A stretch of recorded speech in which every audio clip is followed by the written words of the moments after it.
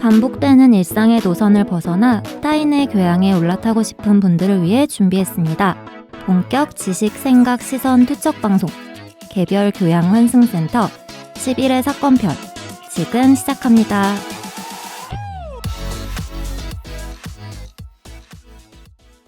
안녕하세요. 안녕하세요. 반갑습니다. 네. 늘 그렇듯이 소개 먼저 하고 간단히 넘어가겠습니다. 저는 정치사회와 문화 콘텐츠를 즐겨보는 장빈둥입니다. 만물에 대한 탐구심이 깊은 만물 탐구자 안불입니다. 비주류 마이너에 관심 많고 점점 발음이 나아지고 있는 허유생입니다. 근데 진짜 나아지고 있는 것 같아요. 저는 체감하고 있거든요. 그래요? 본인도 느끼세요? 저 그 피드백을 하면서, 그러니까 방송 모니터링을 하면서 네. 이것도 좀 나아지는 게 아닌가라는 생각을 클래스 101의 효과를 좀 보시고 좀 계신가요? 많이 보고 있는 것 같아요. 예. 신기하네. 저도 느껴요. 왜냐하면 사주 할 때만 해도 네. 이게 뭐 형편 없었어요? 형편이 아니라 약간 발음이 네. 그 단어가 잘 안 들려서 몇 번 제가 되묻는 경우가 있었거든요. 맞아요. 맞죠? 네, 맞아요. 근데 그게 점차 훨씬 눈에 띄게 좋아지시더라고요. 네, 그 빈도가 줄어들으셨다고. 또 꼬였네. 네, 빈도가 점점 주시더라고요. 맞아요. 다행입니다. 나중에 기대되네요. 발전하는 그의 모습. 나중에 뭐 아나운서급으로 되시는 거 아닌지 모르겠네요. 센트님 소개 안 했어요 아직. 빨리 하세요. 문화 예술을 즐기는 따뜻한 인상주의자 네, 김센트입니다. 네. 네. 반갑습니다. 반갑습니다. 오늘 날씨 반갑습니다. 갑자기 너무 추워지네요. 맞아요. 너무 추워요. 음. 네. 겨울이에요, 겨울. 맞아요. 겨울이 됐어. 오늘은 네. 뭐 날씨에 대해 갑자기 진행병이야, 진행병. 날씨 얘기할 때가 아닙니다. 날씨 얘기는 뭐 네. 겨울 내내 할 수 있으니까 오늘은 저희의 영광스러운 첫 댓글 얘기를 한번 와. 이야. 시작에 간단히 해보고 나서 저희가 저번 방송 때 한번 그런 얘기를 하지 않았습니까? 댓글이 안 달려서 조금은 허전하다 그랬는데 그 방송 에피소드가 올라가기 전에 우리의 네. 10920445님이 영광의 첫 댓글을 감사합니다. 대박입니다. 대박. 진짜. 딱 두 글자 올려주셨어요. 1등. 1등 두 글자. 이제 이분은 이제 저희의 지인이나 뭐 이런 분들이 아니잖아요. 이분이 지인이 아닌지는 모릅니다. 왜냐면 정체를 몰라요. 근데 어쨌든 저희가 사주한 건 아니니까 지인은 아니라고 봐도 되지 않을까? 사주한 사람이 있을걸요. 여기. 그래요? 저는 지인 아닌 줄 알았는데 근데 지인이라면 더 정성스럽게 댓글을 달았을 거야. 꼭 그렇지 않을 수도 있어요. 그러니까 그냥 투척하고 도망가셔가지고. 아니 혹시 본인은 아니시죠? 아니죠. 지인이 아니라 본인은 아니죠? 저는 아닙니다. 네. 제가 저도 그래서 아니에요. 저도 아니에요. 대댓글을 한번 남겼거든요. 네. 조금 더 대화를 나눠보려고. 아직 나타나지 않아요. 뭐라고 남기셨죠? 저희 내 패널의 마음을 모아 축하와 감사 인사를 드린다고. 1등 하셨습니다. 진짜 네. 감사드리네요. 너무 감사합니다. 아마 몇 년 뒤에 보면 역사적인 댓글로 남아있지 않을까 그런 생각이 드는데 역사 속에 파묻힌 댓글 아닌가? 흔적 없이 지워질 수도 있다. 네. 1등의 의미가 없어질 수도 있다.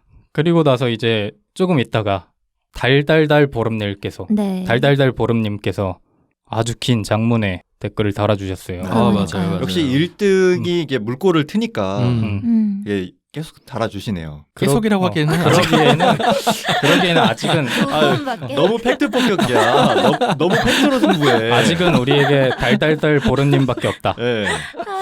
적당히 넘어가는 법이 없네요. 달달달 보름님께서 이제 1화부터 듣고 계시다고 아마 그 달리기 편을 좀 인상 깊게 들으셨나봐요. 타트 체리를 주문했다고. 달리기 아니죠. 수면이죠. 수면편. 네. 네. 그러네. 네. 수면편을 아마 인상 깊게 들으셨나 본데 네. 그 타트 체리가 효과가 없으면 제가 저한테 말씀해달라고 제가 댓글을 남겼습니다.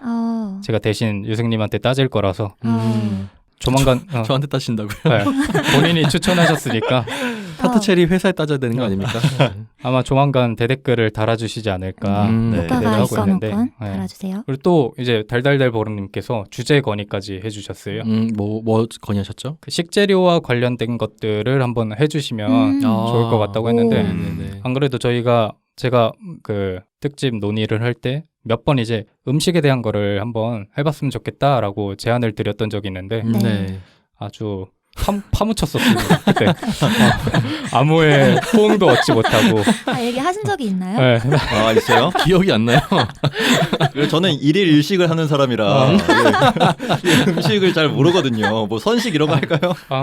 그래서 아무튼. 나중에 저희가 이제 준비가 되면은 우리 달달달 보름님을 위해서 음식에 관련된 에피소드를 한번 꾸려봐도 좋을 것 같습니다. 좋습니다. 네.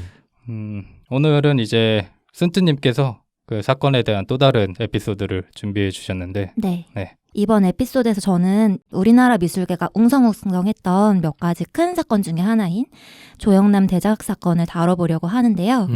이 사건이 그 예술가가 자기가 직접 그리지 않은 작품을 본인의 이름으로 판매한 게 사기인가 아닌가에 대해서 분쟁이 생긴 사건이에요. 당시에 언론 보도가 상당히 많이 이루어졌거든요. 기억나시나요? 네. 네네네. 기억나세요? 의외인데요. 지금 예상하지 못하나 아, 그래요? 아니 왜냐하면 네. 조영남 씨가 좀 이슈메이커 느낌 있잖아요. 아, 맞아요. 네, 그래서 언론에는 꽤 보도가 많이 됐던 걸로 저는 기억을 하거든요. 네. 보통 이제 언론에 보도가 될 때 침묵하는 사람이 있고 들고 일어서는 사람이 있는데 네. 그 조영남 씨의 캐릭터상 침묵하지 않기 때문에 음. 그때 조금 이슈가 커졌던 기억이 나네요. 평소에 조영남 씨에 대한 이미지는 어떠세요? 그 조영남 씨가 워낙에 자기 노래 없이 네. 다른 사람 노래 잘 부르는 분으로 유명했잖아요. 네. 그런 이미지를 좀 맞물렸던 사건이 아닌가 싶기도 해요. 아, 뭐 화개장터 이런 거 본인 노래 아닌가요? 그거 말고는 거의 뭐 아, 번안곡이나, 히트곡이. 네, 번안곡이나 맞아. 남의 노래 잘 부르는 그쵸. 가수로 그래서 이미지가. 보통 이제 그 흔히 이름도 약간 비슷해가지고 조용필 그 가수를 조금 떠올리면서 네. 굉장히 명곡이 많은 가수처럼 어린 저희 나이 때는 생각하는 경우가 많은데 알고 보면 사실 그러니까 엄밀히 얘기하면 저희 세대의 뭐 스타나 이런 분은 아니시고 훨씬 맞아요, 어르신인데 맞아요. 네. 맞아요. 그래서 저는 이미지가 뭐 옛날에 뭐 조혜정 윤여정 선생 조혜정 씨는 나이 차이 그러네. 너무 많이 나요. 잘 살고 계시는 분을 제가 네. 죄송합니다. 네. 이제 윤여정 선생님을 좀 이제 네. 힘들게 했다. 이런 맞아요. 이제 사건들 파편적인. 그리고 그 세시봉이 맞아요. 포함되고 있고 맞아. 그 기본적으로 조영남 씨가 그 예능이나 그 TV 프로그램에 많이 나와가지고 우리한테는 상대적으로 익숙하죠. 그 세시봉 중에서도 노래를 가장 잘 부르시는 분이기도 하면서 다른 분들 좀 지적질하는 걸 좋아하시는 맞아요. 분이었던 그 이미지가 예. 상당히 예능감이 있으시고 예, 맞아요. 예능감이 맞아요. 예능계예요, 예능계. 예능계. 그 약간 악동 이미지가 있잖아요. 맞아요. 네, 네. 괴짜 이미지. 네, 네. 괴짜 방골 이미지. 그러면 혹시 예술가로서의 조영남 씨는 상상이 되시나요? 예술가로서의 조영남. 네, 화가 말씀하시는 건가요? 네. 거의 말년에 이제 그림을 그리기 시작했다. 요런 건 제가 들었는데 뭐 젊을 때부터 했는지는 모르겠지만 그분이 워낙 자기 어필하는 걸 좋아하셔서 네. 화투 그림 그리시는 거 워낙 방방곡곡 떠들고 다니셨잖아요. 맞아요, 예. 맞아요. 근데 저는 얼핏 듣기로는 이제 네. 뭐 제가 확실하게 기억하고 있는 건 아니지만 그 조영남 씨의 그런 이미지 때문에 어떻게 보면 조영남 씨의 그런 작품들이 약간 폄하당하는 그런 측면이 있다고 듣긴 했거든요. 네. 그러니까 그런 이미지를 빼고 딱 작품만 보면은 그래도 네. 굉장히 훌륭하게 평가받을 수 있는데 괜히 그 방송에서 쌓여왔던 그런 이미지가 희화되게 만드는 그런 측면이 있다고 누가 분석한 거를 보긴 했었어요. 미술계에서는 그래도 좀 인정을 받았나 보네요. 뭐 정확한 건 아니지만 뭐 순트님이 말씀해 주시겠죠? 네. 그러게요. 궁금하네. 네, 잠시 후에 조금 더 다뤄보도록 하고 일단 아. 조영남 씨에 대한 기본 정보를 몇 가지 알려드릴게요. 네. 일단 1945년생이시고요.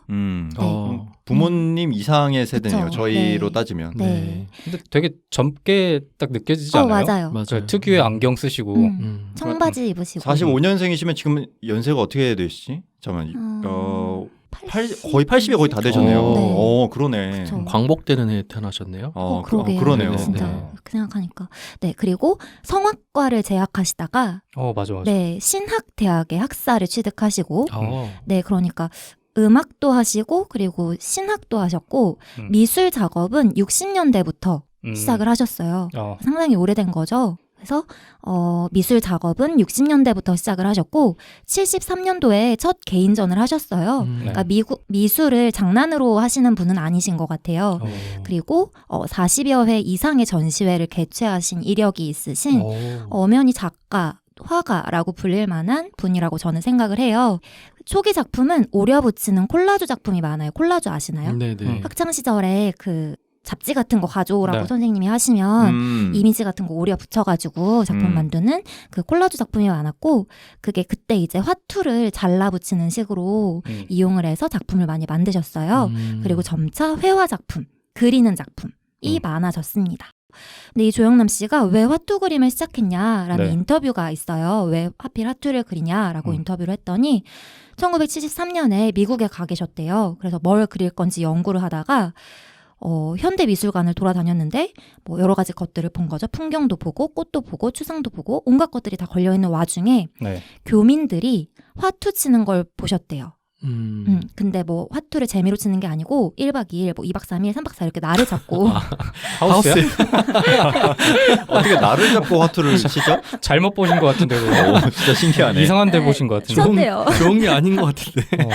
그래서 이제 생각을 하신 거죠. 이 화투라는 게 과연 무엇인가? 이 도박이기도 하고 놀이이기도 한데 이게 또 일본 놀이인데 우리나라 교민들이 미국에서 치고 있는 모습을 보고 오묘함과 모순과 패러독스 이런 걸 느꼈다. 그래서 그때부터 이 화투를 모티브 삼아서 그리기 시작했다라고 말씀을 하셨어요. 요즘 제가 그 5분 순삭에서 재밌게 보는 게 네. 안녕 프란체스카가 있거든요. 네. 네. 거기서 이제 그 프란체스카라는 주인공이 화투를 보면서 네. 뱀파이어인데 이제 루마니아 출신인데 화투를 보면서 그 비슷한 감정을 느끼는 씬이 나오거든요. 네. 르네상스 풍도 아닌 것이 바로크 풍도 아닌 것이 말하면서 네. 딱 그런 느낌이었나 네. 보네요. 네. 그러니까 그 고스톱이라는 고정관념을 지우고 회화 자체만 보면은 굉장히 좀 독특하잖아요. 맞아요. 맞아요. 그래서 이제 그때부터 화투를 모티브로 한 작품들을 많이 제작하셨는데 네. 오늘은 이 화투를 모티브로 한 작품에서 문제가 생긴 거죠. 이 대작 사건이라는 문제가 생겼습니다. 그래서 그 사건을 본격적으로 다뤄보려고 합니다. 본격적으로 이야기하기 전에 여러분은 예술 작품을 작가가 아닌 다른 사람이 대신 제작해주는 것에 대해서 어떻게 생각하시는지 먼저 들어보고 싶어요. 어떻게 생각하시나요? 좋지 않게 생각합니다. 저도 뭐 그래요? 뭐 이거 말할 필요 없이 이거는 잘못된 거라고 생각하는데. 저는 네. 적어도 저는 같이 일한 사람들에도 공이 돌아가야 된다 생각하거든요. 네. 저 오늘 발음 엄청 꼬이네.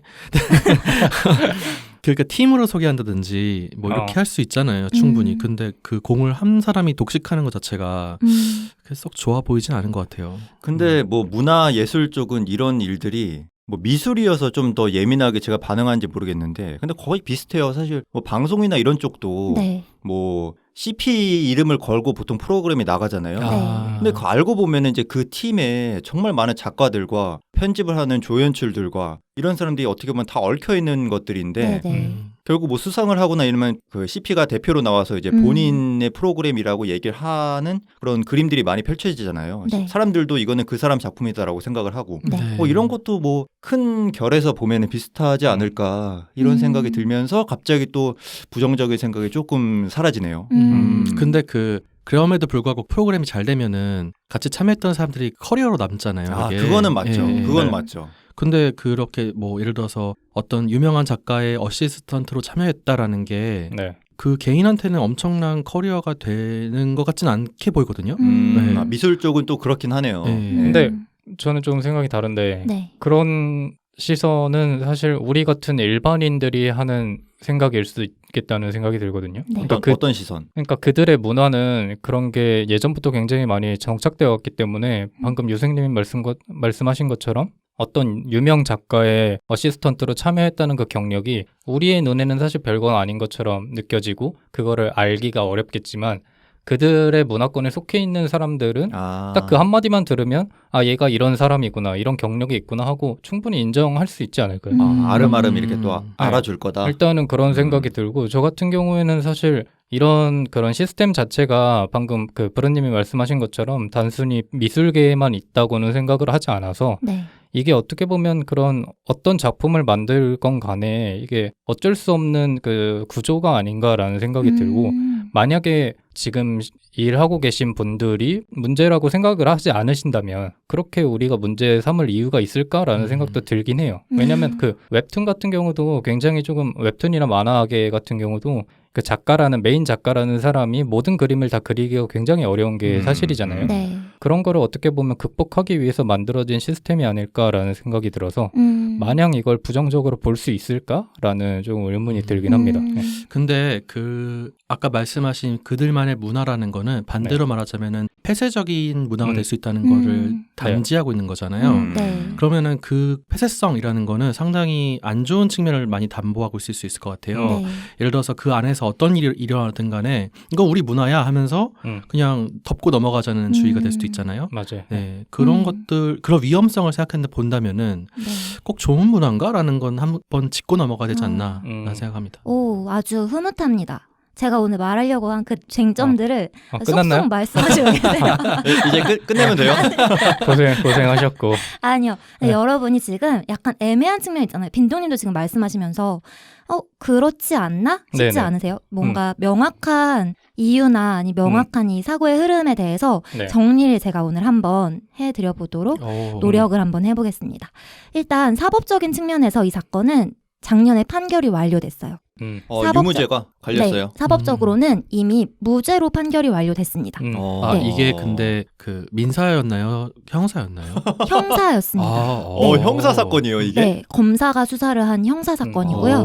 뭐 사기죄 뭐 이런 걸로 네, 기소가 네. 됐나? 네, 사기죄로 기소가 되었고 그 당시에 기사를 본 것 같은데 환하게 웃고 있던 조영남 씨의 얼굴이 메인에 걸려있던 게 얼마나 기분 좋겠어요. 깜빵에 갈 수도 있었는데 그쵸. 이게 무죄가 된 거니까. 네, 그러면 이제 사건의 내용부터 자세히 살펴보도록 하겠습니다. 네. 먼저 사건을 쭉 브리핑해 드릴게요. 사건의 공소 내용을 제가 말씀드릴 텐데 조금 길더라도 한번 유의 깊게 들어봐 주시면 좋을 것 같아요. 피고인 조영남은 2009년경 평소 알고 지내던 화가인 송 씨에게 한 점당 10만 원 상당의 돈을 주고 자신의 기존 콜라주 작품을 회화로 그려오게 하거나 자신이 추상적인 아이디어만 제공하고 이를 송 씨가 임의대로 회화로 표현하게 하거나 기존 자신의 그림을 그대로 그려달라고 하는 등 작업을 지시함. 그때부터 2016년 3월경까지 송 씨로부터 약 200여 점 이상의 완성된 그림을 건네받아 배경색의 일부를 덧칠하는 등의 경미한 작업만 추가하고 자신의 서명을 하였음에도 이러한 방법으로 그림을 완성한다는 사실을 누구에게도 알리지 아니함. 사실상 송 씨 등이 그린 그림을 마치 자신이 직접 그린 그림처럼 피해자들에게 그림을 판매하여 그 대금 상당의 돈을 편취함. 이라고 공소 내용이었고요. 이게 네. 이게 송 씨의 제보로 수사가 시작됐어요. 그러니까 네. 제작해주신 그 송 씨의 제보로 수사가 시작되었고 본인의 어떤 노동 가치를 제대로 인정받지 못했다 이런 취지. 그런데 이제 죄명은 사기죄로 기소가 됐어요. 네. 근데 사실 이 공소 내용만 들으면 누가 봐도 조영남 씨가 나쁜 사람처럼 들리잖아요. 저도 그렇게 느껴져요. 네. 네. 자기가 그린 게 아닌데 자기가 그린 걸로 위장해서 다른 사람들에게 비싼 가격에 팔았다라는 게 핵심인 거죠. 그리고 네. 그거를 딴 사람들에게 뭐 이런 도움을 받았다라는 사실 자체를 인지시키지 않았으니까. 네, 일단 쭉 설명을 조금 더 드려볼게요. 네. 네. 일단 송 씨는 어떤 사람이냐 하면 20년 이상 활동한 전업 화가세요. 뉴욕에서 공부를 하셨는데 형편이 좋지 않으셨다고 해요. 네. 그래서 뉴욕에서 공부를 하실 때도 형편이 어려우셨고 한국에 들어오셔서도 형편이 어려운 상태였다고 합니다. 고흐 같은 분이시군요. 네.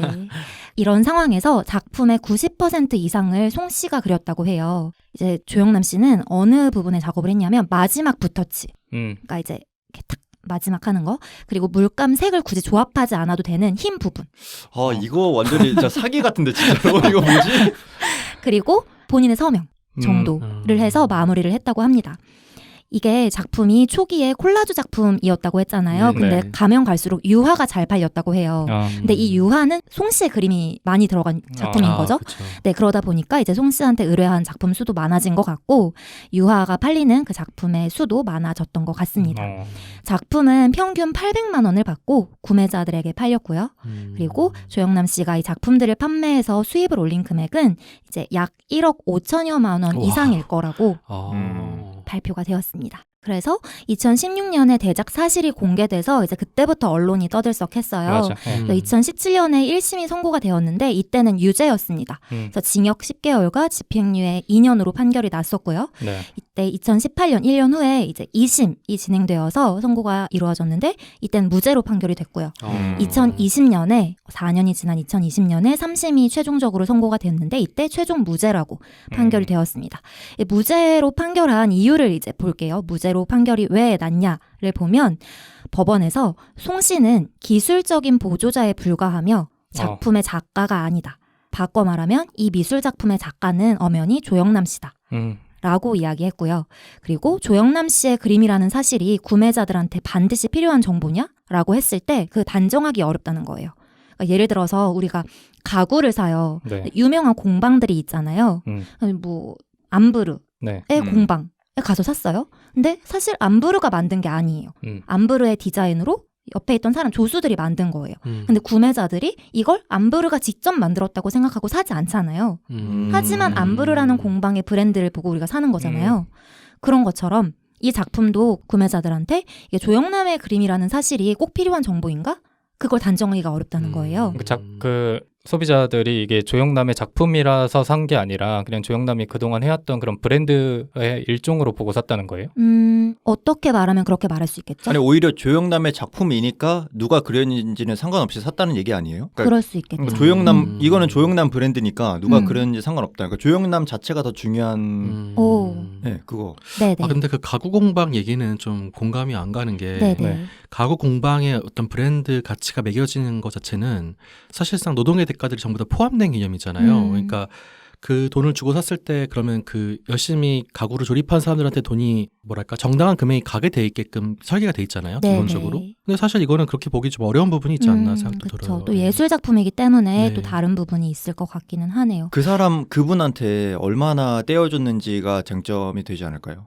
아까 10만 원밖에 안 줬다고. 아, 그랬나요? 네네. 아, 네, 10만 원. 10만 원을 800 중에 10만 원. 네. 처음에 10만 원 주고 이제 그리라고 한다. 네. 근데 이제 그걸 못 들었네. 너무하네. 네, 10만 원 줬고 그리고 추가적으로 들어와 보면 이 협상이 안 됐던 것 같아요. 그냥 조영남 씨가 불러서 그리게 한 다음에 돈을 그냥 주고 그 앞에서 세어보지도 못했다고 나중에 송 씨의 인터뷰를 보면은 그런 식으로 말을 했더라고요. 네. 어떤 권력형 이런 것도 좀 이렇게 묶어서 했나 그쵸. 보네. 네. 요즘 같았으면 정말 갑질 논란으로. 네.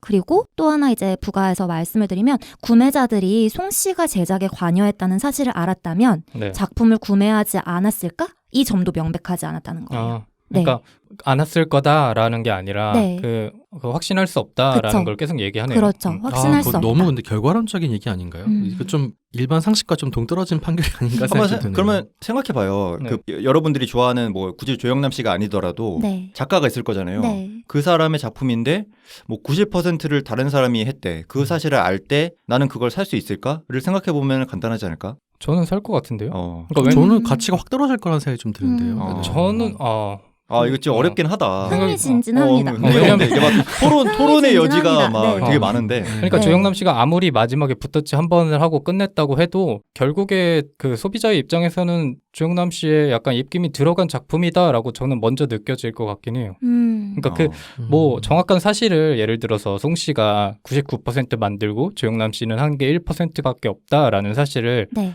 고지하고서라도 뭐 유생님처럼 이거는 그 내가 살 만한 작품이 아니다라고 느낄 수도 있겠지만 그렇지 않을 사람들도 확실히 조금 많을 것 같다는 생각이 저는 들긴 하는데요. 네. 근데 어쨌든 그 미술 작품의 가격이 매겨지는 게 네. 수요에 의해서 생기는 거잖아요. 네. 그러면 그 수요라는 건 결국 경제 논리라는 얘기인데 네. 그 말인즉슨 결국 경제 주체들의 심리 작용이 되게 중요하다고 생각이 들어요. 네. 심리 중요하죠. 그렇죠. 그럼 그 사람들이 이거 조영남이 그렸다고 했으면서 90%를 안 그렸어? 라는 어떤 그 인식 자체가 가격에 대한 그 가치를 매길 때 하방 요인으로 좀 작용하지 않을까라는 생각이 좀 들거든요. 근데 그게 네. 비교군이 사실 없잖아요. 그러니까 예를 들어서 조영남 씨라는 브랜드를 좋아하는 사람이 있다고 가정을 하면 그 조영남 씨의 작품 중에서 어떤 작품은 이건 50%를 조영남 씨가 그렸고 어떤 작품은 100%를 그렸고 어떤 작품은 1%를 그렸고 이렇게 명확하다면 시장 논리에 의해서 이게 가격이 좀 차이가 날 수 있겠지만 사실 그게 100% 공개가 되기 어려운 상황이기도 하고 그다음에 지금까지의 조영남 씨의 특성으로 봤을 때 네. 조영남 씨가 절대적으로 작업을 한 작품이 네. 많지 않다고 생각이 드는데 과연 그게 그 마냥 가격이 떨어질 만한 요인으로 작용할까라는 생각은 들긴 하거든요. 근데 네. 모든 그 시장 주체가 그러니까 네. 수요 주체가 빈농님처럼 생각하면 좋겠지만 감정적이고 충동적인 게 사실 그 수요자들이잖아요. 네. 그러니까 네. 그런 생각을 딱 처음 들었을 때 감정을 느꼈을 때 네. 800만 원의 가치가 있을 것인지에 대한 판단이 그러니까 네. 이거는 둘의 어떤 경제를 바라보는 관점의 차이기 때문에 네. 이게 평행선을 달릴 수밖에 없어요. 자, 그런데 제가 오늘 결론을 낼 수가 없어. 경제 관점을 떠나서 이제 미술의 관점을 이제 부여해 드릴 거예요. 네, 네네. 그걸 들으시고 오케이, 다시 오케이, 한번 오케이. 판단을 좋습니다. 해보세요. 네. 이따 다시 네. 싸웁시다. 실제로 구매자들은 이 사건이 진행되는 와중에 조영남 씨가 원하면 환불 받아라 네. 라고 했어요. 그러니까 본인이 맞아. 판결받는 와중에 그래서 일부의 구매자들은 조영남 씨의 처벌을 원했고요. 일부의 구매자들은 환불을 받았습니다. 그리고 사건이 진행되면서 합의를 한 구매자들이 많다고 해요. 네. 그래서 이것도 무죄 판결의 하나의 이유가 되지 않았나라는 생각을 합니다. 그런데 이때 조영남 씨의 발언이 논란이 됐어요. 이 발언에 대해서 이제 다뤄보려고 합니다. 네. 항상 입이 문지셔. 입방정을 조영남 씨가 어떤 말씀을 하셨냐면 대작 작가를 쓰는 것은 대부분의 현대 미술가의 관행이다. 그리고 내 작품은 개념 미술이고 팝아트인데 이번 사건에 대한 대중들의 불편한 반응은 현대 예술의 개념을 이해하지 못하는 무지한 대중들의 반응이다. 너희들은 개돼지 개돼지다. 취급을 했네. 구멍을 파셨네. 자, 그리고 이에 더해서 예술비평가 진중권 씨는 이 발언을 또 핫한 분이 한 명 또 나왔네. 그분이 갑자기 자, 등장. 여기서 진중권 씨는 미학자로만 바라볼 거예요. 오늘. 오케이. 미학자로만 바라볼 거예요. 진중권 씨는 예술가가 직접 처음부터 끝까지 작업의 모든 과정에 100% 관여해서 제작하는 프로세스는 100여 년 전에 끝났고 무지한 대중들이 과잉 행동을 한 것이다. 뭐 이렇게 자꾸 무지하지? 라고 뭐 이렇게 자꾸 무지하다고 얘기하지? 말씀을 하셨습니다. 그래서 여러분 화가 나시잖아요. 그러네요. 자꾸 무지하다고 하잖아요. 기분이 지금 나쁘죠. 우리한테. 네. 그래서 오늘은 무지를 벗어나서 과연 그럼 조 씨와 그 진 씨가 말하는 현대 네. 미술이 뭐냐, 뭐길래 우리한테 무지하다고 하냐에 대해서 말을 해보려고 합니다. 무지해서 할 말이 없긴 한데 일단 할 말이 들어보죠. 없는데 화는 나네. 네.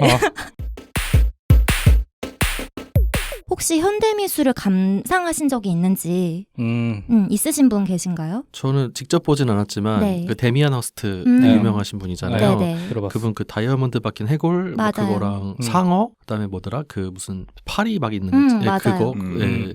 직접 보진 않았지만 굉장히 인상 깊게 봤던 네. 인터넷으로. 예. 네네. 또 다른 분 계신가요? 백남준 선생님도 맞아요. 현대미술 네, 맞죠? 네. 그럼 본 것 같아요. 음. 네, 어디선가 그 TV 쌓아놓은 네, 그런 맞아요. 작품들 본 것 같고. 저도 뭐 백남준 씨 작품을 본 기억은 있는데 네. 뭐 이것저것 많이 본 것 같은데 기억에 남는 건 하나도 없네요, 사실. 그쵸. 그러니까 현대 우리가 미술. 무지해서 그래. 이게 무지한 게 무지함의 많네. 결과야. 대부분의 이제 현대 사람들, 저희와 같은 일반인들은 현대 미술을 생각하면 좀 어렵다, 네. 난해하다, 심하게 말하면 나도 할 수 있겠다라는 생각을 하기도 해요. 그런데 현대 예술의 특성 때문에 그런 생각들이 나타나는 것 같습니다. 그래서 오늘은 현대 예술을 조금 더 잘 이해해 보자라는 의미로 제가 이야기를 들고 왔고요.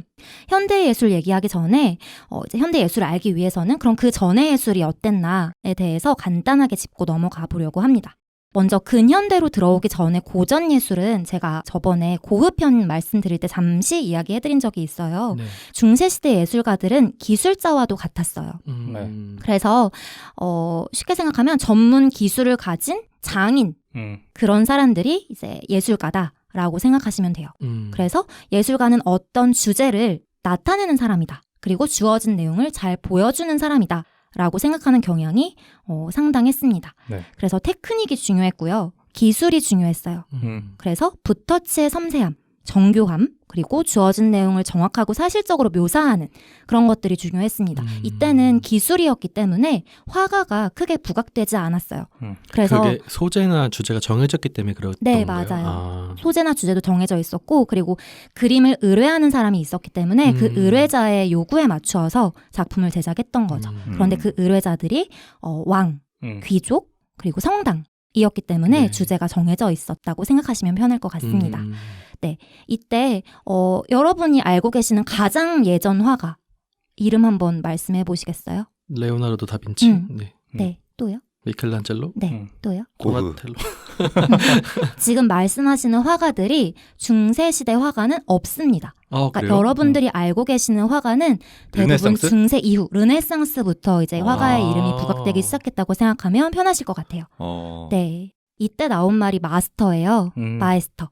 그리고 이 사람들이 이제 길드라는 곳에서 본인들의 공방을 만들어서 공방을 운영했는데 이때에도 이제 장인은 있었지만 장인을 따르는 제자들이 있었어요. 그래서 그림을 제작할 때에도 장인이 물론 주관을 하지만 네. 제자들이 힘을 모아서 다 같이 제작해서 이제 의뢰받은 곳으로 넘기는 이런 식으로 작품이 네. 제작되고 만들어졌다고 생각하시면 편할 것 같아요. 궁금한 게 하나 있는데 네. 그러면 현대적 관점에서 네. 혹은 뭐 최근 관점에서 네. 그때의 작품들은 높은 평가를 매기지 않나요? 아니요. 높은 평가를 받는 작품들이 많아요. 이게 예술품이라는 게 사회의 변화와 맞물려 있는 게 그 사회에서 그 사회의 이념과 개념과 문화를 가장 잘 보여주는 예술이 높은 평가를 받는 거거든요. 그러니까 이 시대에도 물론 높은 평가를 받는 예술품들이 많아요. 그런데 작자 미상인 경우도 있고 네. 그리고 작가의 이름을 우리가 알지 못하는 경우도 상당히 많은 거죠. 네. 지금의 현대미술의 관점에서 그 작품들을 바라보지 않는다는 거잖아요. 그렇죠. 그러니까 여러분들이 예술품을 보실 때 시대마다 예술을 보는 눈을 바꾸셔야 돼요. 그래서 이때에는 그런 작품들이 만들어졌고 예술가가 만드는 작품들은 그런 식으로 제작이 됐다고 생각하시면 될 것 같습니다. 그래서 지금 알고 있는 가장 예전의 예술가 이름을 여쭤봤을 때 뭐 미켈란젤로, 레오나르도 다빈치 이런 작가들을 이제 생각을 하실 텐데 그 작가들은 모두 르네상스 출신입니다. 네, 르네상스 시기에 나타난 작가들이고요. 이때 르네상스라는 말은 되게 유명하잖아요. 많이 들었고 네. 이 르네상스의 의미를 정확히 말씀드리면 재생, 부활이라는 의미예요. 네. 말 그대로를 말씀드리면 이게 무엇으로부터의 재생이냐 하면 그리스 로마의 문화의 재생이에요. 그렇죠. 르네상스 시대가 14에서 16세기인데 이 14, 16세기에 그리스 로마 문화로 되돌아가자 이거예요. 왜 되돌아가냐? 그리스 로마에서는 인간 중심 사고가 발달했기 때문이에요. 네. 그래서 신 중심에서 탈피해서 중세 시대의 신 중심 문화에서 탈피해서 인간 중심으로 돌아가자라는 의미에서 이제 르네상스 시대가 나타나는데요. 이때는 인간에 대해서 생각하기 시작해요. 그래서 인간의 인체, 본성, 내면, 정신 등을 표현하기 시작하고요. 네. 예술가들의 예술관, 그러니까 예술가들의 주체적인 예술관도 이때 발전을 합니다. 그래서 미켈란젤로, 라파엘로, 레오나르도 다빈치 이런 아주 기라성 같은 화가들이 탄생하는 시기입니다. 이때에도 미켈란젤로 같은 경우에는 상당히 대작을 그렸어요. 네. 그리고 큰 것을 그렸고 천정화 이런 것들을 그렸기 때문에 조수가 있을 수밖에 없었어요. 네. 프레스코화 뭐 이런 거 네, 그리셨잖아요. 맞아요. 네. 프레스코화 이런 걸 천정에 그렸기 때문에 또는 벽에 그렸기 때문에 조수를 활용해서 그림을 그렸고요. 단 이 미켈란젤로는 전체적인 그림 대부분은 미켈란젤로가 완성을 했고요. 그리고 조수를 활용한 그림은 대부분 공적 공간의 그림이었습니다. 그러니까 뭐 성당이라든지 뭔가 신성한 공간 이런 곳을 이제 조수를 활용해서 그렸다고 생각하시면 될 것 같아요. 네. 그리고 이때 또 유명한 화가가 라파엘로인데요. 네. 아테네 학당 네. 그 그림 이제 궁전에 그려져 있는데 그 네. 그림을 그린 화가인데 이때 라파엘로는 300명의 조수를 사용을 했어요. 그래서 전체적으로 이제 라파엘로가 컨셉을 잡고 밑바탕을 그렸겠지만 300명의 조수가 이제 라파엘로의 그림을 같이 그렸다라고 생각하시면 좋을 것 같고요. 그러니까 이게 지금의 대중들이 좀 문제를 많이 삼는 이유 중에 하나는 네. 그 미술 작품은 당연히 작가 한 명이 그리는 거다라는 그런 고정관념이 있는데 이게 알고 보면은 그 중세시대 혹은 그 전부터 해서 조수가 어시스턴트가 얼마나 참여를 했느냐의 문제지 참여하는 사실 자체는 옛날부터 그 꾸준히 그냥 이루어졌던 있었다. 관행이었던 거네요. 네. 네. 그런데 또 한 번 이제 그 생각을 또 뒤집을 수가 있는 시기가 네. 근현대 미술의 시작 부분이에요. 이때는 19세기 이후에 이제 인간만이 할 수 있는 예술의 중요성이 강조되기 시작하는 그때라고 생각하시면 되는데 네. 지난 에피소드 고흐편에서 말씀드렸던 인상주의 또는 후기 인상주의를 한번 생각해 보세요. 이때는 화가들이 야외에 나가서 그림을 그리기도 하고 네. 본인의 감정을 그리기도 하고 네. 본인의 생각을 가지고 그림을 그리는 시기잖아요. 네. 이때는 대작하지 않았어요. 그럴 수밖에 없겠죠. 그럴 수밖에 네. 없죠. 왜냐하면 본인의 감정, 본인이 느끼는 거, 본인이 보는 거, 그리고 본인이 관념을 가지고 그리는 그림이 중요하기 때문이에요. 그래서 이때에는 작은 사이즈의 그림이 많이 그려졌고요. 그렇기 때문에 화가의 붓터치, 그리고 화가가 섬세하게 그린 그림들, 그런 것들이 이제 중요하게 여겨지는 시기였습니다. 네. 그런데 이 인상주의 이후에 이제 저희가 오늘 본격적으로 말씀드릴 모더니즘과 포스트 모더니즘, 그러니까 쉽게 말하면 근대 미술과 현대 미술이 발달하기 시작합니다. 네. 이 근대 미술과 현대 미술이 이제 오늘 다룰 조영남 씨가 가지고 있는 예술에 대한 개념과 가장 근접한 개념이라고 생각하시면 돼요. 이 모더니즘이 어떻게 발생하게 됐고, 그리고 모더니즘의 예술은 과연 무엇인가에 대해서 말씀을 드려보겠습니다. 네. 인상주의 이후로 감정과 내면, 그리고 가치, 신념을 표현하는 예술이 꾸준히 작품으로 그려졌어요. 그러면서 어떤 이제 시대적 배경이 나타나냐면 세계대전을 겪습니다.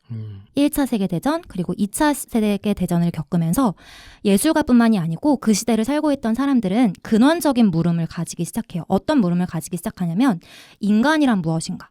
인간의 본질은 뭐지? 우리가 살고 있는 이 세계는 뭐지? 그리고 이 세계에서 가장 중요한 건 뭐지? 가장 기본적인 건 뭐지? 라는 생각을 하기 시작해요. 그러면서 이 시대를 살고 있던 예술가들도 그런 질문을 갖기 시작합니다. 네. 본질이란 뭐지? 예술이 뭐지? 예술의 본질? 그리고 나는 뭐지? 화가는 뭐지?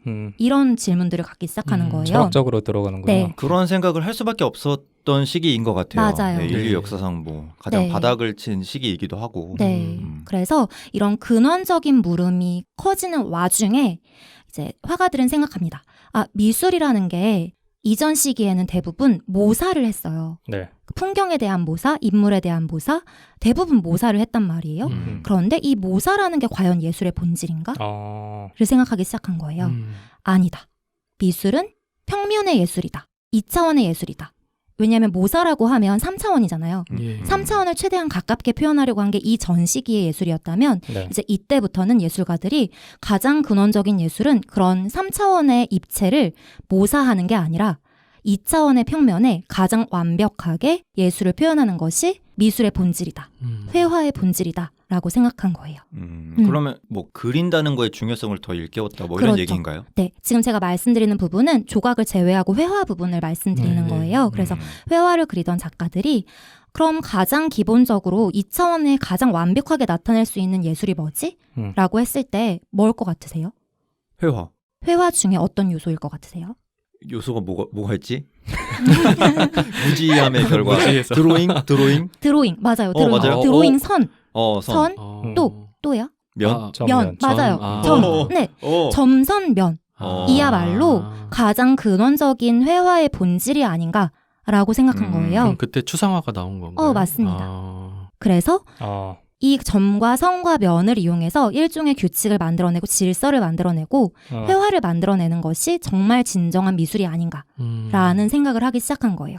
그리고 이 점과 선과 면을 이용해서 나의 감정을 표현하고 사람들의 감정을 불러일으키고 어떤 사건까지도 표현할 수 있다고 생각을 해요. 기본으로 돌아가는 거구나. 네, 맞아요. 기본으로 환원하는 거예요. 그런데 이 기본으로 돌아가는 것이 예술계 중에서 미술뿐만이 아니고 거의 모든 부분에서 이 기본을 생각하는 이 흐름이 요 시대의 흐름이었어요. 네. 모든 분야에서 이런 이제 질문과 질문에 대한 답이 나오기 시작하는 때입니다. 그것으로부터 근현대 미술이 발달해요. 그래서 이제 두 가지 흐름으로 조금 더 부연 설명을 해드리려고 하는데 네. 그 와중에 나타난 하나의 흐름은 순수한 미술의 탐구입니다. 아까도 말씀드렸지만 순수한 미술의 탐구는 재현과 모사를 거부하고 무에서부터 시작해서 완벽한 2차원의 평면을 표현하자. 이게 궁극적인 회화의 본질이다. 라고 생각한 것이 순수한 미술의 탐구 흐름이에요. 네. 이거 상당히 혁신적인 변화예요. 사물을 있는 그대로 그리다기보다는 뭔가 근원적 요소를 가지고 표현하겠다 이런 뜻인 건가요? 왜냐하면 이때 미술가들이 깨달은 게 있어요. 뭐냐면 아무리 우리가 사물을 있는 그대로 표현해도 절대 완벽할 수 없다. 라는 걸 깨달은 거예요. 네. 그래서 따라한다고 생각했어요. 따라 그리는 거지. 그리고 그때 제가 저번에 말씀드렸지만 사진도 발달했기 때문에 네. 미술이 더 이상 따라 그린다는 거의 의미를 잃었기 때문에 더 그런 생각을 했을 것 같아요. 미술보다 더 완벽한 매체가 나타나기도 했고 네. 그 당시에 이 사람들이 느꼈을 고민을 조금 공감하다 보면은 무언가를 보고 그린다는 것 자체에 되게 수치심을 많이 느꼈을 것 같아요. 그러니까 네. 그거는 창작이 아니라는 그 생각이 한번 지배하기 시작하니까 아까 그 본질로 돌아가자는 말이 어떤 말인지 뭔가 알 것 같아요. 이때 그럼 모더니즘 시대인가요? 아니면 그 이후에 포스트 모더니즘? 모더니즘 시기입니다. 아, 예, 예. 네. 이때 화가들이 누가 있나요, 그러면? 피카소, 브라크 그리고 조금 더 나아가면 이제 칸딘스키, 몬드리안 예. 이런 작가들이 나옵니다. 네. 네, 그리고 그것과 더해서 그림을 완성시킬 때 이 평면을 표현하는 것뿐만이 아니고 작가의 행위와 과정도 그 예술의 과정으로 포함이 되는구나 라고 생각을 해요. 이거 되게 중요한 거다. 네, 행위 예술 맞아요. 이런 느낌. 네, 그래서 순수하게 그림을 그리고 순수한 그림의 요소로 그림을 완성시키는 것 자체가 예술이다. 그리고 우리는 예술을 가장 기본적이고 핵심적인 요소인 선, 색, 형태, 공간으로 환원해야 한다. 네. 라는 개념이 하나의 흐름으로 나타납니다. 그런데 여기는 하나의 문제가 있어요. 어떤 문제라고 하기는 문제라고 할 수는 없을 수 있지만 하나의 시사점이 있는 게 이 예술은 사회에 큰 영향을 주지 못한다는 이제 또 생각을 하기 시작해요. 왜냐하면 삶과 분리되어 있을 수 있다 이거예요. 그러니까 예술가들이 하는 예술이 사람들의 공감을 불러일으키는 게 아니고 네. 어떻게 보면 관람객들과 화가를 분리시킬 수 있겠구나라는 생각을 또 한편의 예술가들이 하기 시작해요. 그것도 일리 있는 말이네요. 네. 그러니까 저 같은 사람들은 잘 모르면 일반적으로 저거 진짜 대충 그렸다라고 생각할 수도 있잖아요. 그거 자체가 괴리가 될 수도 있으니까 네. 일반인과 창작자 간에. 네. 너무 내면으로 들어갔다는 얘기이기도 한가요? 그럴 수 있을 것 같아요. 네. 그리고 어떻게 보면 추상적인 그 비구상적인 그런 요소들이 일반 관람객들이 봤을 때는 어떤 감정이나 개념을 불러일으킬 수 없다는 생각을 하기 시작한 것 같아요. 네. 네. 그래서 또 하나의 흐름이 나타나기 시작합니다. 두 번째 흐름은 담론으로서의 미술을 탐구하기 시작한 거예요. 예술이 사회적인 참여를 했다 이렇게 볼 수 있나요, 그러면? 네. 이때부터는 이제 예술의 사회 참여, 네. 그리고 예술의 관객 참여, 소통 이런 개념이 등장하기 시작하는데요. 궁극적으로 순수한 예술을 탄생시킬 수 없다는 생각도 이때 하게 돼요, 작가들이. 왜냐하면 아무리 점과 선과 면으로 작품을 만들어도 네. 생각해보세요. 빈 캔버스에 물감을 얹어요. 이게 2차원일 수 있을까요? 물감 얻는 순간 3차원이 되는 그쵸. 건가요? 그런 생각을 한 거예요. 얹어지는 그 행위 자체로 3차원이 된다는 그렇죠. 말이에요. 네, 행위도 그렇고 이 얹어진 물감이 어쨌든 두께를 가지고 있기 때문에 그거 자체도 2차원일 수 없다. 그러니까 이건 본질이 아닐 수 있다. 라고 생각하는 화가들이 또 생겨나요. 약간 합리화 같은데 조금씩 약간 안 팔리기 시작하니까 근데 엄청 철학적으로 들어가는 네, 게 되는 그러니까 거네요. 현대 예술은 철학이에요, 여러분. 철학이라서 우리가 이해하기 힘든 것 같고 어쨌든 그래서 이때 화가들은 또다시 생각해요. 그러면 예술의 본질이 뭐지? 결국에 이 예술을 만들어내는 생각, 개념, 예술가의 철학 이게 본질이 아닌가? 라는 생각을 하기 시작하는 거예요. 이때 나타난 사람이 그 유명한 뒤샹입니다. 네. 뒤샹은 현대미술의 아버지라고 불리는 사람이거든요. 네. 뒤샹 하면 떠오르는 작품이 있으시죠? 뭐지 그거? 샘. 변기. 맞아요. 네네. 네. 이때 뒤샹이 나타나서 어떤 행동을 하냐면 변기를 가져다가 전시를 하려고 해요. 이게 어떤 의미였냐면 기성품을 가져다가 예술을 만들었다는 거거든요. 그래서 이게 어떤 의미가 있냐? 예술은 선택만으로도 할 수 있다. 그런데 이게 예술이 될 수 있는 이유는 이 예술에 의미를 부여하는 그 작가의 철학 자체가 예술이 될 수 있다. 라는 거예요. 탄식이 나오기 시작하네요. 네, 현타가 와. 멋있는데? 나의 선택만으로 이게 변기도 예술이 될 수 있다는 게. 네, 근데 이게 지금 생각하면 그럼 나도 갖다 놓지 하는데 이 나도 갖다 놓지를 처음 생각하는 게 쉽지 않았던 거죠. 최초가 선구자네요, 선구자. 선구자. 네, 선구자예요. 변기라는 거를 거기다 미술관에 갖다 놓을 생각을 하는 것 자체가 네, 맞아요. 예술이다. 네. 근데 그 뒤샹이라는 분이 원래부터 유명한 분이셨나요, 그러면? 원래 유명하신 분이었고 원래 아티스트였는데 네. 이제 이 일화를 조금 더 구체적으로 말씀을 드려볼게요. 전시회가 열려요. 그래서 뉴욕에서 열리는 전시회였는데 이 전시회를 상당히 개방적으로 이 주최 측에서 열려고 해요. 그래서 작가들한테 $6만 있으면 $6의 참가비 그것만 내면 전시해주겠다라는 전시회가 열리고 뒤샹은 이 전시회의 조직위원회였어요. 그러니까 이미 권위가 있었던 거죠. 네. 그런데 뒤샹이 가명으로 이 샘이라는 작품을 전시를 하려고 한 거죠. 그래서 조직위원회에서 그 당시에 전시를 열기 전에 왈가왈부하는 토론을 합니다. 이 작품을 과연 전시할 수 있을 것인가. 네. 그때 뒤샹은 옹호를 했겠죠. 가명으로 제출한 그렇죠. 작품이고 네. 그리고 본인이 제출한 거니까. 네. 그런데 결국에 전시하지 못해요. 전시하지 못하고 상당한 기간이 흐른 후에야 이게 뒤샹의 작품이었구나라는 게 알려지면서 유명해지는 거거든요. 전시 자체를 못한 거예요? 못했어요. 처음에 당시에. 못하고. 네, 처음에 아니, 못했어요. 그러면 그건 바꿔 말하면은 그 유명해지면은 똥을 싸도 박수를 받는다고. 네. 결국은 뒤샹의 이름값에 의한 아니죠. 아니죠. 뒤샹이라는 그 작가를 더 유명하게 만든 작품이 이 샘이라는 작품인 거죠. 그러니까 샘이 없었으면 우린 뒤샹을 모를 수도 있어요. 어떻게 보면 그 모든 서사가 그 작품의 가치를 높인 거 아닌가 싶기도 하네요. 그렇죠. 네. 그럴 수 있죠. 근데 그게 중요한 거 아닌가? 그 당시에는 뒤샹이 유명한 사람이었다며요. 어느 정도. 네. 근데 유명한 사람이었으면 굳이 똥을 쌀 이유가 없는데 똥을 싼 거지. 그러니까 그쵸. 다른 유명한 사람들이 똥을 쌀 생각을 안 하고 있는데 얘가 똥을 싸니까 이제 굉장히 좀 같이 이게 싸.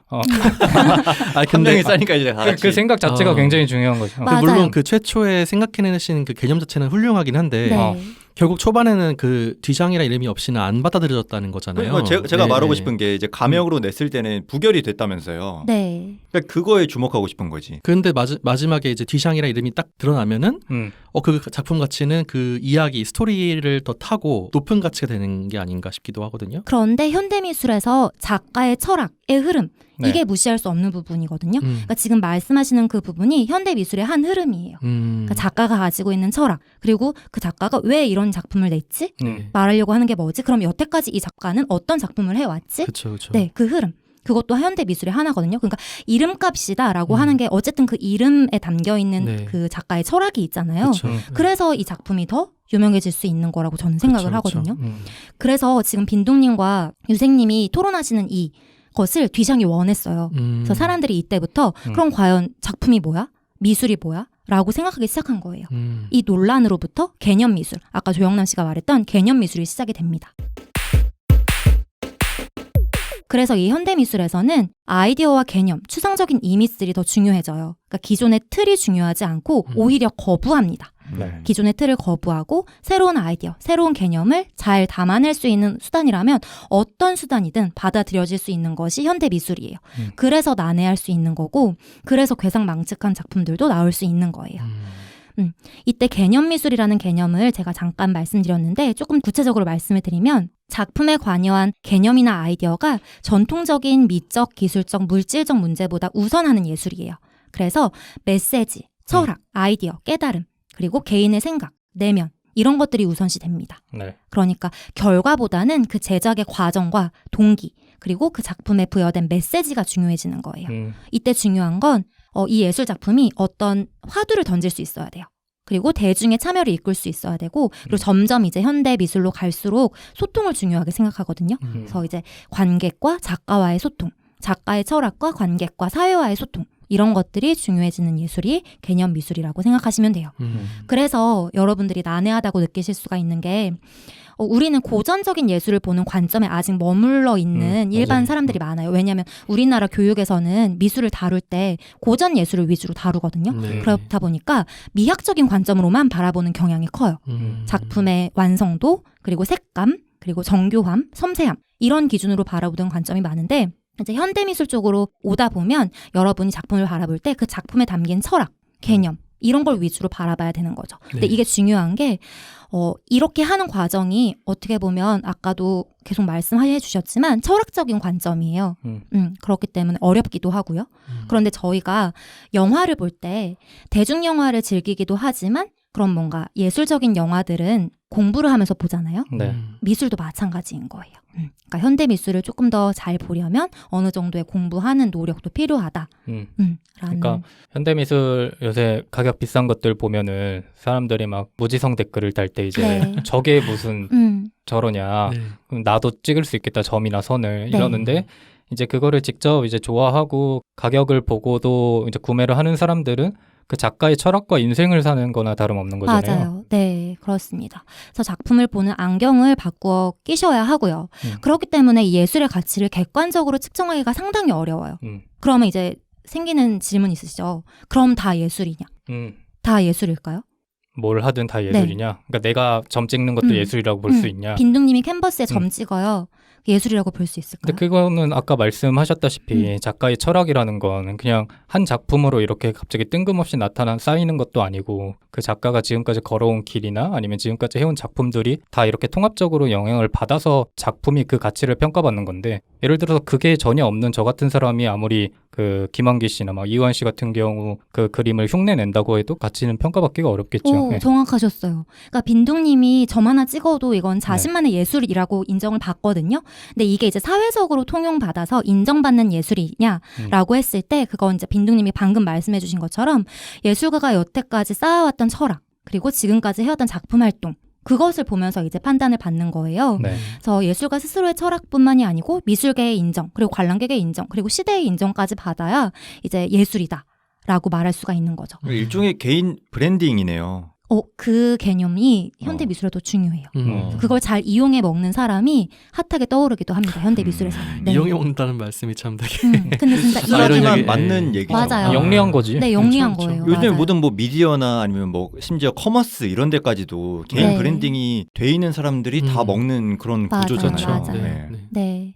그래서 방금 말씀하신 것처럼 세일즈도 중요하고요. 현대 미술에서는 마케팅도 중요해요. 네. 그리고 언론을 활용하는 것도 중요하고요. 비즈니스도 하고요.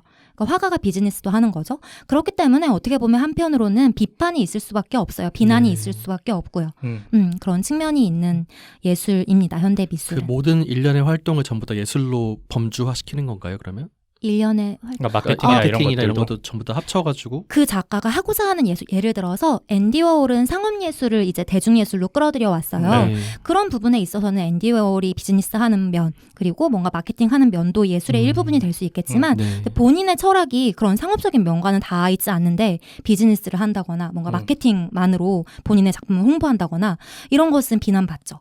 그래서 제가 저번에 솔비씨 얘기했는데 네. 최근에 솔비씨가 상당히 큰 비난을 받고 있어요. 예. 마케팅을 어마어마하게 하세요.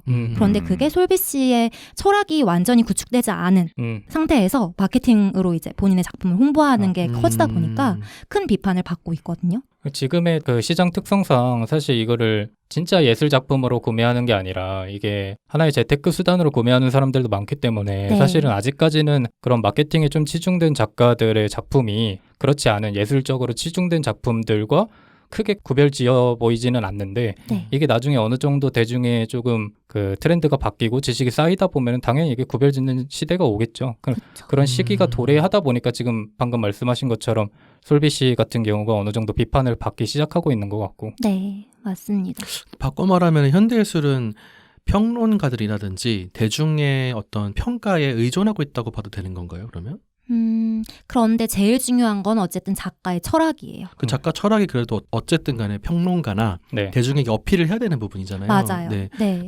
그거에 실패하게 되면 결국에는 그 작품은 가치가 없어지는 거 아닌가 싶기도 해서. 가치가 없다기보단 묻힐 수 있는 거죠. 음. 근데 그 작가가 또 일생 동안 작품 그쵸, 예. 활동을 해서 그게 나중에라도 이제 대중들에게 의미가 생긴다면 그때는 이제 고흐처럼 생을 뭐 마쳤지만 갑자기 핫하게 떠오를 수 있는 거고 그럴 수 있을 것 같아요. 네. 그럼 네. 평론가나 대중들의 인식 자체가 이렇게 발휘하는 그 효과는 사실 굉장히 좀 일시적이고 단기적인 효과라고 보고 이게 장기적으로 보게 되면은 그런 것보다 오히려 그 작가의 작품이 갖고 있는 그 본질적인 철학의 가치가 평가받는 시기가 도래하겠죠. 그렇죠. 근데 그러기 위해서는 이제 일반적인 사람들이 어느 정도 작품을 보는 눈을 좀 길러야 될 필요성이 있는 그치. 거죠. 근데 빈동이 말씀하신 결국 그 평가를 네. 받는다는 것 자체도 되게 객관적 지표를 가지고 할 수 있는 게 아니잖아요. 결국 네. 사람들이 하게 되는 거잖아요.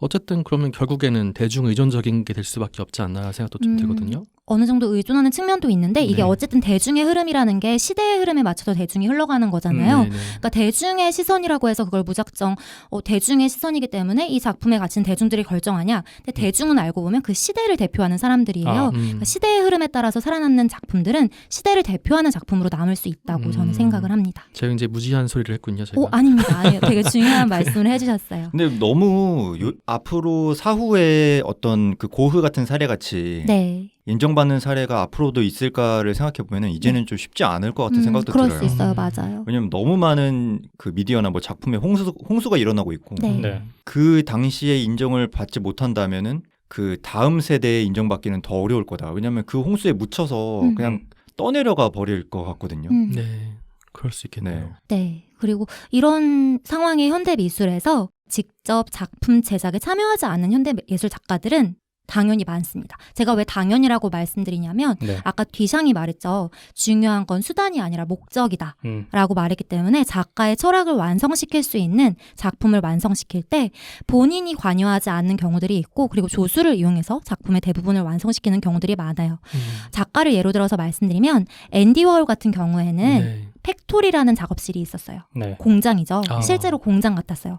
조수들이 되게 많았고 거기서 조수들이 앤디 워홀의 그런 아이디어, 개념을 찍어냈습니다. 제가 왜 찍어냈냐고 얘기를 하냐면 대표적인 기법이 파나 기법이에요. 네. 대신 앤디 워홀은 아이디어를 모두 제공했고 그리고 네. 기본 작업은 했다고 합니다. 음. 그리고 데미안 허스트 아까 유생님이 말씀하셨죠. 네. 데미안 허스트는 여러분들이 되게 경악할 만한 작품들을 많이 만들었어요. 음. 어떤 작품들을 만들었냐면 실제 이제 유골에다가 네. 8,000여 개의 다이아몬드를 붙여가지고 작품을 만들기도 하고 그리고 잘린 소의 머리 또는 상어 실제 상어를 이제 가져와가지고 전시를 하기도 하고 네. 이런 작업들을 했는데 이거 혼자 할 수 없죠. 그렇죠. 그렇기 때문에 이 작업도 혼자 한 게 아니고 누군가의 도움을 대부분 받아서 하는 작업이라고 생각하시면 될 것 같아요. 네. 어쨌든 그런데 이 개념 자체는 데미안 허스트가 냈기 때문에 데미안 허스트의 작품이다라고 말할 수 있는 거겠죠. 그래서 이렇게 도움을 받습니다. 받는데 중요한 것은 이 작가들은 도움을 받을 때 조수들이 있다고 당연히 이야기를 해요. 그리고 혼자서 만들 수 없는 작품이기 때문에 도움을 받는 경우가 많아요. 그렇죠. 네. 그래서 그 점을 생각해 주시면 좋을 것 같습니다. 이게 영남 씨와는 조금 차이가 있는 부분이네. 그렇죠. 영남 씨 그러니까 굉장히 친구 같네요. 그래서 이제 저희가 생각해볼 부분이 그런 부분이에요. 과연 조 씨가 혼자 만들 수 없는 작품을 맡겼냐? 그러니까 저는 그게 아니라고 생각이 들어요. 네네. 그러니까 어쨌든 회화 작품이잖아요. 네. 그럼 그걸 혼자 못할 이유가 있나? 이런 이제 합리적 어떻게 보면 이 생각이 먼저 드는 거죠. 뭐 웹툰 너무 방대하고 이 마감에 쫓기잖아요. 네. 뭐 방송 뭐 아시다시피 뭐 영상 편집이 쉬운 게 아니니까. 네. 뭐 이거는 이제 조수를 쓰는 게 리즈너블해. 근데 캔버스 하나에 이제 화투를 그린 그림이다. 네. 이거를 혼자 못할 이유가 있나? 이 생각이 드는 거죠. 심지어 콜라주를 만든 레퍼런스도 있는 상태에서. 네. 바빴나 보죠. 방송 생활하느라 바쁘시나 보지. 뭐 이렇게 두 분 관계 있으세요? 이렇게 옹호로 하세요? 노래 불러야 되는데 영남이 형 지금 8순인데 들기가 좀 힘드셨나? 괴롭히면 안 돼. 그리고 계속 말씀드리지만 본인이 만들기 힘든 경우가 아니더라도 이제 조수가 있을 수 있어요. 개념 네네. 미술이기 때문에. 그렇죠. 근데 네. 그런 경우에는 작가를 본인이 이제 지휘와 통제를 하고 협업과 의뢰를 해서 만든다라고 이제 공공연히 알고 있거나 아니면 말을 하거나 하는 경우들이 대다수라는 거예요. 그게 상식적이지 않나 그렇죠. 진짜. 네. 네. 그러니까 소송을 걸지 않았으면 네. 송 씨의 존재는 우리는 알 수 없었다는 그렇죠. 그렇죠. 거잖아요. 그렇죠. 송 씨가 얼마나 억울했으면 그거를 흘렸겠어요. 이렇게. 근데 잘 되는 꼴을 보니까 이게 좀 약간 배가 아팠던 그런 건 아닐까요? 뭐 그럴 수도 있지 그러니까 않을까. 조영남 이름으로 나갔는데 음. 뭐 쉽게 얘기해서 뭐 한 50만 원 가치밖에 평가를 못 받았어요, 시장에서. 네. 그러면 나 5분의 1 받았네? 약간 이렇게 생각해서 소송을 안 걸 수도 있지 않았을까? 네. 이런 생각도 들긴 하는데. 그러니까 기본적으로 소송을 건 거는 감정의 이유가 완이 촉발됐겠죠. 그러니까 네. 둘이 뭐 애초에 뭐 싸울 관계는 아니었던 것 같고. 약간 뭐 좀 무시한다든지. 뭐 그런 갑질의 그런 뉘앙스가 풍겼기 때문에 애초에 소송을 건 게 아닐까 하는데. 그쵸, 그쵸. 또 그 네. 영화 업계에서는 또 러닝 개런티라는 게 있지 않습니까? 아, 네. 적어도 그래서 800만 원 받고 맞네. 받았으면 했으면은 좀 떼어줘야 되는 게 인지상정 아닌가. 네. 그래 뭐 어디 데려가서 막 맛있는 거 먹이고 이랬으면은 그쵸, 그쵸. 뭐 애예요? 뭐 마시는 거 뭘 사줘? 뭐 애야? 근데 여러분 말이 맞는 게 인터뷰를 보면 무시하는 발언을 되게 많이 했다고 해요. 그래 감정이 가장 크지. 근데 네. 조영남 뭐 선생님 그분이 좀 선민의식 같은 게 있는 것 같아요. 연행을 보면은 약간 뭐 드립일 수도 있지만 네. 그 라디오스타 이런 데 나갔을 때 예전에 뭐 네. 그 학력 가지고 DJ DOC랑 엄청 옛날인데 네. 그 DJ DOC랑 같이 나간 편이 있어요. 근데 그 DJ DOC 멤버의 학력을 가지고 되게 놀리는 부분이 있거든요. 조영남 선생님이. 저희 영남이 형 그런 사람 아닙니다. 그래서 어떤 그런 이미지들이 좀 더 씌워지면서 그런 게 되지 않았을까. 이런 와중에 이제 조영남 씨는 관행이다라는 음. 표현으로 이제 본인의 예술 활동을 아. 네. 설명한 거죠. 관행이고 내 예술은 개념 아트고 팝 아트다. 라고 하면서 본인의 행동을 설명한 건데 미술 단체는 인정하지 않았습니다. 그러니까 사법의 판결과는 다르게 11개의 미술 단체가 따로 조영남 씨를 고소합니다. 이건 현대미술의 관행이 아니다. 재밌다 이거. 라고 네. 고소를 하고요. 그리고 한국미술협회가 성명을 내요. 공동 성명서를 발표하는데 미술이란 창작 활동으로서 남이 그려주는 것은 용납되지 않는다. 네. 대작이 비일비재한 것처럼 말하는데 이건 대신 그려주는 것도 아닐 뿐더러 현대 미술의 특정 분야의 극소수 작가에 한정한다. 그래서 인정할 수 없다. 이것은 창작에 대한 모독이다.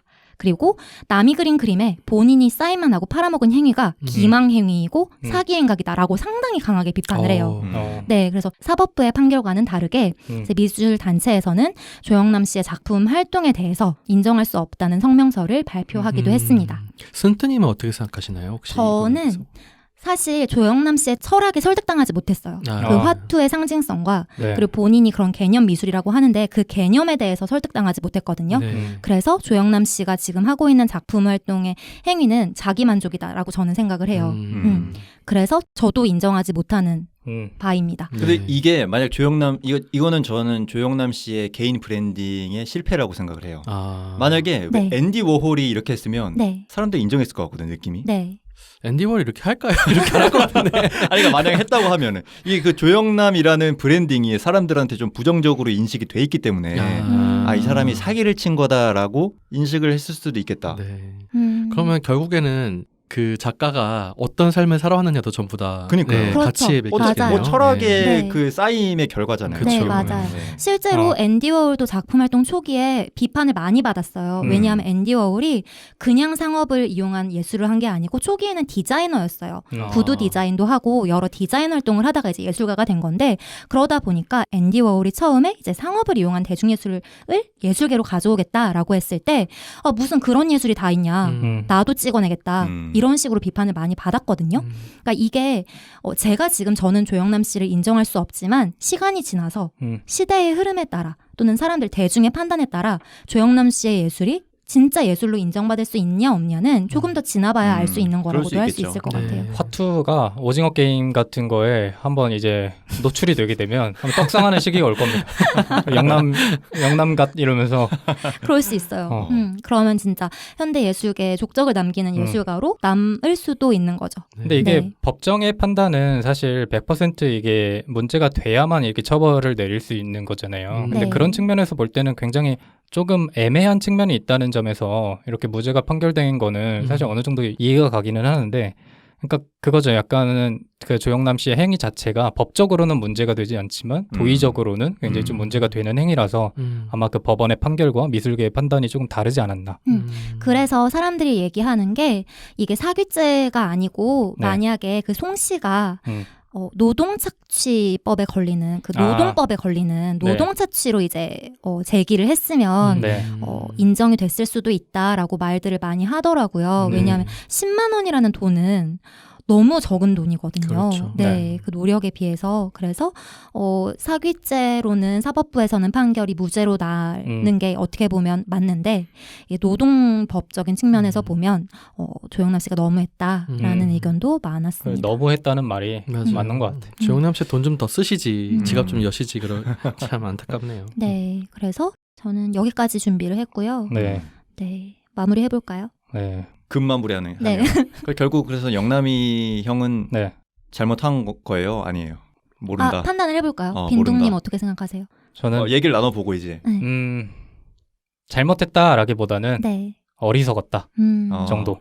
대응을 잘못했다. 잘못했다라기보다는 대응이 어리석었다. 어리석었다. 네. 저는 굳이 따지면 그래도 잘못했다 쪽에 가까운 것 같아요. 네. 왜요? 그냥 그 분량의 차이, 네. 규모의 차이. 규모의 차이. 충분히 혼자 할 수 있었다. 네. 저는 노동 착취를 했다는 전부터 네. 이 판에서 발도 못 들이게 되는데 해야 된다. 그리고 굉장히 왜곡된 신념과 그런 걸 가지고 있는 게 아닌가. 저는 되게 안 좋게 보이네요, 여전히. 센투님은? 저는 아까도 말씀드렸지만 부정적인 쪽에. 부정적인 쪽이었어. 그런데 예술은 맞다.